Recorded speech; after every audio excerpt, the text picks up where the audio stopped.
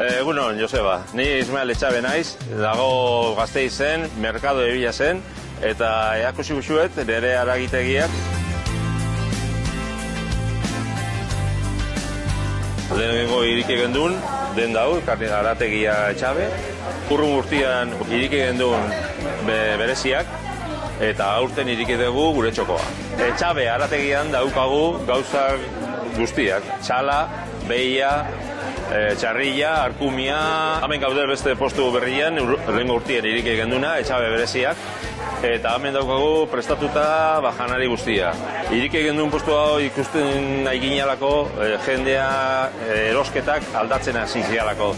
Eta nahi zuen, hori, euki gauza ja prestauta, behotzeko bakarrikan, o gauza gutxi egiteko, esakalako denpoikan, eta beste batzuek, jende edadeko jendea ikaltzako asko zeo beto gola dalako.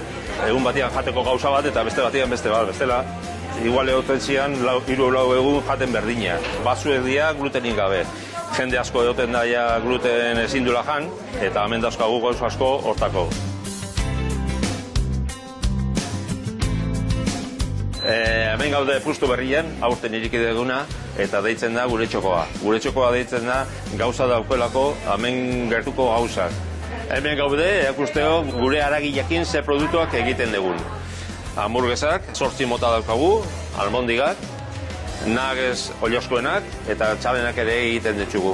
Saltxitxeak, txalenak, oliaskoenak, txarrillenak, tipo Frankfurt. Eta beste mota gotzuek egiteko egiten dugu egoak, barbakoa, txurrasko. Nahi badezue eakustiko ditugut, nola egiten den hamburguesa betea, oso erresa da, baina, egin inberda eta azkenean ikusi pizkeat maina, pizkeat. Hamburguesa beteak egiteko biler da, haragila, txalena, haragileak ikuko erdu grasa pizkeat, bestela seku egatzen da. Geho sartu berzaio, 3 gilarra. Hau da nola egatzen den, ja, geho dana egindakoan. Hau egiteko, sartu berzaio, perejila, bahatzuia, nuez moskada, kola txiki bat hartu berdala, 50 gramo, 60 gehiena nahikoa da.